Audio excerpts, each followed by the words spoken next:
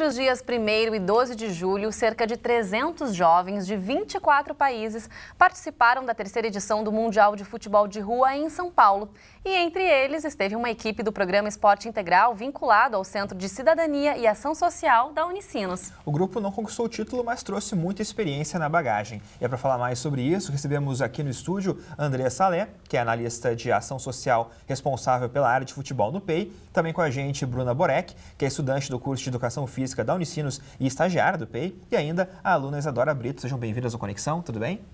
Olá, tudo bem? Sejam bem-vindas. Bom, retornaram agora de viagem, né, Rodrigo? No domingo, vocês estiveram de volta, descansaram um pouco nessa segunda-feira e hoje já voltaram ativa, isso, né, meninas? Bom, e a gente quer começar falando então, Andressa, do objetivo desse evento, do Mundial de Futebol de Rua, né, que tem como bandeira aí principal essa questão toda da ocupação da rua, dela fazer parte mesmo da realidade, da rotina de crianças e adolescentes, eles poderem se ocupar desse espaço.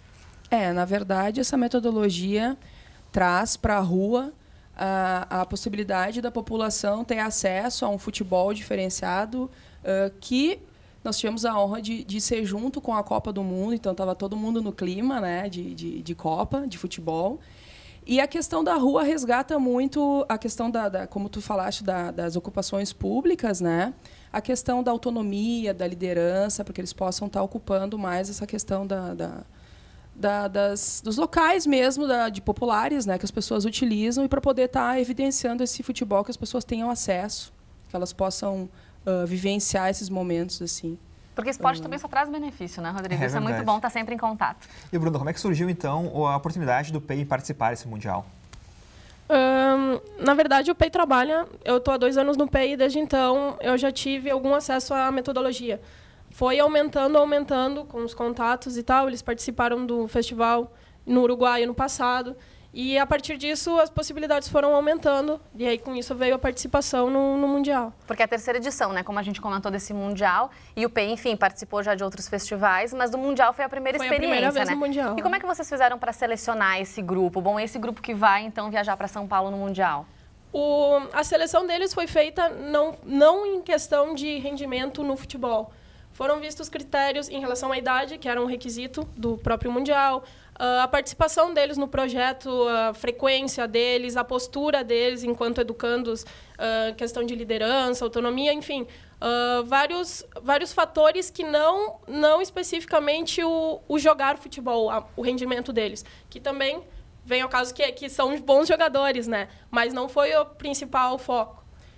Também nós trabalhamos com 3 núcleos, né? Unicinos, Imperatriz, que é a escola de samba, e uma parceria com a BB Comunidade. E um dos critérios também era que tivesse representatividade nos 3 núcleos, né? Que tivesse educando os participantes desses 3 núcleos também. Bom, e nesse grupo estava então Isadora, né, Rodrigo? A gente quer saber, Isadora, como é que foi para você poder participar dessa experiência? Porque vocês tiveram que viajar também, teve todo, né, desde aqui da saída aqui de São Leopoldo, a ida para o aeroporto, como é que foi tudo isso?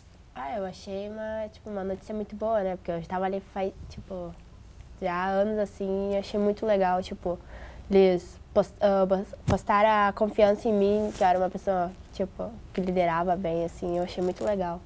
Foi uma experiência muito boa. E você está há 4 anos aqui no PEI já? Sim. E é a primeira experiência aqui de viagem ou já teve outras experiências também? Sim, eu já tive uma que eu fui para Santa Catarina, para representar também o PEI no hóquei. Bacana. E, Bruna, fala pra gente então em relação às regras do futebol de rua. Elas são semelhantes ao futebol normal ou tem algumas diferenças? Na verdade, assim, o futebol de rua, a metodologia, ela tem 3 tempos. O primeiro tempo é o tempo onde as 2 equipes conversam sobre que regras eles gostariam de ter no jogo. Eles, por exemplo, bater lateral pode tanto com o pé ou com a mão, enfim, escanteio pode ser com a mão. Eles podem modificar a regra conforme eles querem. E como é que é essa parte, assim, quer dizer, Isadora, você que pode dizer mais na prática, assim, vocês entram realmente num consenso? Como é que vocês fazem, então, para que... Tem que argumentar bastante ali por que tu quer a regra ou não? Isso mesmo. Sim, porque, às vezes tem uma regra que o outro quer colocar, só que a gente não quer. Então a gente vê se fica bom pro nosso time e pro outro. Senão, às vezes, o outro só coloca uma regra para ficar bom pro outro time. Porque é interessante isso, né? A gente poder estabelecer quais são as regras do jogo. Geralmente, quando a gente era criança, a gente participava de brincadeiras e falava, não, mas a nossa regra é essa. Ou sei lá, o time super alto de só vale cabeceio, mas aí fica ruim para um time que só tem baixinhos, né? Sim. Então... É verdade, tem que valer para os dois, tem que dar bom para os dois. É uma questão muito importante que aconteceu no Mundial, que o regulamento trazia que, para trabalhar essa questão de gênero, teria que ter, no mínimo, uma menina ou um menino na equipe, né? Então, a grande maioria era de meninos e uma menina. E a nossa equipe não. Sim. Né? A nossa equipe era a maioria de meninas e alguns meninos, assim. Então, às vezes, eram 4 meninas com 2 meninos jogando. E, então, numa das regras que eles tentavam, isso a Isadora pode falar melhor, era de que, no mínimo, 2 meninas em quadra para que pudesse se desenvolver. Justamente por isso que tu falaste da questão do cabeceio, por muito baixinho, para tentar trabalhar essa questão de gênero, né? E as equipes têm um pouco de dificuldade com isso que a gente pode observar. Geralmente os meninos levam uma certa vantagem aí, né, Rodrigo? Porque no jogo de futebol, sim, a gente pode perceber isso, enfim, que às vezes misturar quem tem mais meninos no time acaba levando uma vantagem mesmo. Será que isso é verdade, Isadora? Sim, tinha muitas vezes que eles colocavam, tipo, a maioria tudo guri pra botar só uma menina, pra ficar mais forte time.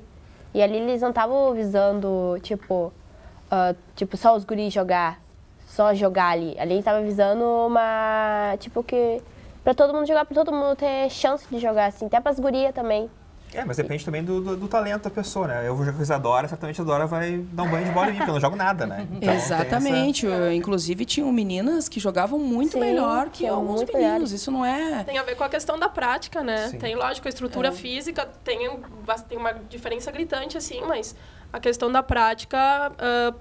pode se sobressair em cima disso, não quer dizer que a mulher... E da questão cultural também e das práticas pedagógicas de cada país, né? De cada entidade que foi jogar lá com a gente. A gente via que cada um trabalhava de um jeito diferente, algumas questões, principalmente essa questão de gênero, né? E a gente foi muito elogiado por isso, por ter mais meninas no jogo do que meninos, porque esse é o grande lance do futebol de rua, né? A gente comentou aí do primeiro tempo, mas a gente tem os outros tempos aí que fazem parte do futebol, né? Quer dizer, o primeiro tempo, então, aí vai estabelecer as regras e depois como é que acontece? O primeiro tempo, estão estabelecidas as regras, eles entraram num acordo, o segundo tempo é o jogo. São uns 20 minutos de jogo, foram 20 minutos de regradinhos, assim, na Copa. E aí eles jogaram da maneira que eles acharam melhor. No terceiro tempo, então, é o momento onde eles conversam para ver se essas regras elas foram cumpridas. Se os valores, porque a Copa do Mundo ela tinha 3 valores já pré-definidos, que era a cooperação, solidariedade e o respeito às regras. E esses valores, eles têm uma pontuação também. Então, no terceiro tempo, quando ocorria a conversa, eles viam se a equipe teve cooperação, se teve solidariedade com a outra equipe, respeito às regras, se todas foram respeitadas, e aí ocorria mais uma pontuação. Então, no segundo tempo, a equipe que fazia mais gols não quer dizer que seria a vencedora do jogo, porque o terceiro momento, a pontuação também seria dada em relação aos valores. Então, uma equipe que perdeu o jogo por ter menos gols poderia virar a ganhar o jogo conforme o que aconteceu durante o segundo tempo. Seria bacana isso no jogo Brasil e Alemanha, né? 7-1. Seria ótimo. Pra reverter, né? Ou estabelecer as regras, a gente mudar uns jogadores de campo também seria bom. Essa questão que tu falaste dos gols é muito interessante, porque o que vale é a pontuação final. Eu posso ter feito 10-0 na interquipe, não vai contar os 10-0. Vai contar os 3 pontos da vitória e mais a pontuação que eu vou somar nos valores, né? E isso que a Bruna falou é muito importante no terceiro tempo, na hora que nós formos mediarmos, porque não existe árbitro, né? É um mediador, né, que faz essa parte, não é? Eles é que vão definir ali se foi falta, se não foi. Eles é que vão definir a pontuação final. Então, 3 pontos pela vitória, 0 pontos para participação. A gente não gosta de tratar isso como uma derrota. E caso eles tivessem empatado, 1 ponto. E mais 1 ponto por valor. E de poder relembrar com eles que o valor respeito é respeito com as regras que foram acordadas no primeiro tempo, que a cooperação é a cooperação entre eles, das suas próprias equipes, se eles foram cooperativos entre si, e que a solidariedade tem relação com a outra equipe. A nossa equipe foi solidária com a outra, então é sempre importante relembrar que às vezes eles meio que se perdiam assim na questão dos valores. Né? André, essa equipe acabou não conseguindo passar nas oitavas de final do campeonato, mas foi muito além desse jogo também. Dá para contar um pouco a experiência para a gente? Com certeza. O objetivo das equipes que não passavam das oitavas de final, que não conseguiam se classificar, era que continuassem jogando. Como nós tínhamos uma parceria juntamente ao SESC de São Paulo, que tem uma estrutura maravilhosa, né? A gente estava até comentando, uma estrutura muito legal, se criou, então, a Copa SESC, para que eles continuassem jogando essa Copa SESC. Mas o objetivo mesmo não teve um ganhador, o objetivo mesmo era que eles continuassem jogando. Teve um ganhador só no Mundial. Isso, no Mundial. Que daí foi qual equipe, Andressa? A final foi Israel e Colômbia, que essa parte eu acho que eu vou até deixar para a Bruna, porque ela fez a mediação da final. Ah, que legal. E eu acho que ela vai ter muito mais argumentos. Eu estava lá meio que, né? Depois a gente comenta mais das atividades, então, paralelas. Conta pra gente, então, Bruna, como é que foi participar dessa mediação. Imagina um jogo entre Israel e Colômbia. Então, a questão da cultura vem forte aí, né? A mediação fui eu e mais 2 pessoas, um equatoriano e um argentino. Então, tinha a questão da língua, né? Israel falava inglês, Colômbia espanhol, tinha que traduzir entre eles e traduzir exatamente o que eles falavam, né? Porque eles têm a questão dos acordos e tal. Foi um jogo, lógico, o final foi um jogo bem pegado, assim. E durante o jogo, enfim, aconteceram um pouquinho mais de faltas do que os jogos geralmente acontecem. Foi um jogo mais pesadinho. Teve alguma regra diferente que eles quiseram usar que não se usa usualmente? Não, essas questões que eu comentei da lateral, mão em pé, questões mais assim, mas o jogo estava bem tranquilo para fluir mesmo, assim. E no terceiro tempo, então, a Colômbia ganhou por mais gols, fez 2-0. E no terceiro tempo eles conversaram, entraram num acordo que a questão do excesso de faltas talvez foi em relação ao sentimento de ser uma final, a trazer aquela euforia. Estavam com muita garra mesmo, indo com muita sede ao pote. Então os colombianos trouxeram isso, Israel, eles também falaram que, lógico, eles gostariam de ter ganho, mas que eles entendiam que o jogo tinha sido de certa forma justo e que realmente o sentimento e a vontade de ganhar trouxe talvez que tivessem mais faltas, assim. Mas essa questão da Copa do Mundo, a questão das culturas, as culturas interagindo, para mim, acho que foi o grande desafio e que foi a parte mais interessante como mediadora. Por exemplo, o pessoal de Gana, falando inglês, a maneira de falar, a entonação deles, às vezes, nos latino-americanos, parecia que eles estavam xingando, eles estavam bravos. E não, eles falavam de uma maneira diferente. Então, as culturas interagindo entre elas foi muito interessante. Assim. Porque a gente estava vivendo a Copa do Mundo, né, Isadora? Como é que foi esse momento também de poder interagir com o pessoal de outros países? Ou até estar acompanhando aí o futebol que estava rolando, enfim, a eliminação do Brasil e tudo mais? Sim, foi legal, porque, tipo, quando deu o jogo do Brasil contra a Colômbia, a gente foi no Museu do Futebol, né, os colombianos estavam até mandando mensagem que, tipo, que o Brasil ia perder, não sei aquilo. A gente fomos numa periferia para assistir o jogo, e todo mundo assim vibrava quando o Brasil fazia gol, era muito tri. E as atividades paralelas então com MCs também, DJs, como é que funcionava isso por lá? Isso. Nós tivemos a primeira semana, né, nós estivemos lá do dia 1º ao dia 12, né, viajamos dia 30 e retornamos dia 13. Então as primeiras semanas ali, a primeira semana foi de atividades de integração. O objetivo é que a gente ficou em CELS, né, em São Paulo, que são Centros de Educação Unificado pelo governo do Estado. E tem toda uma infraestrutura muito legal, o CELS.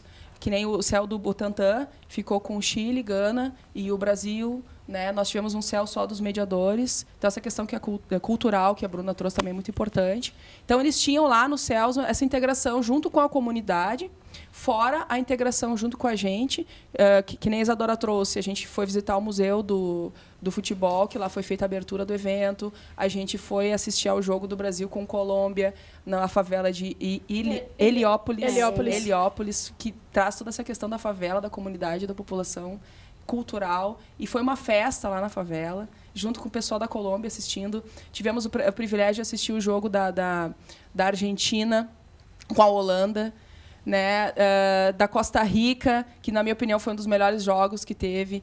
Costa Rica e Holanda também, se eu não me engano, que a Holanda passou. Eu já esqueci um pouco como é que foram os jogos. Você lembra, Rodrigo? Mas, enfim, e não é sempre que a gente tem a oportunidade de assistir um jogo da Copa do Mundo junto com pessoas do seu próprio país torcendo. Né? E atividades recreativas. Tivemos a oportunidade de visitar o Parque do Ibirapuera, né? O pessoal da Catalunha ensinou a gente eu não sei o nome de como se faz as torres humanas, as torres né? humanas. Então... E todo mundo pôde vivenciar o que é a torre humana, como subir. Então, cada um ensinando a sua cultura e as suas atividades. Né? E até esse acesso de vocês para lá, vocês foram patrocinados, digamos assim, por quem? Vocês conseguiram chegar até esse Mundial a partir de que jeito? Sim.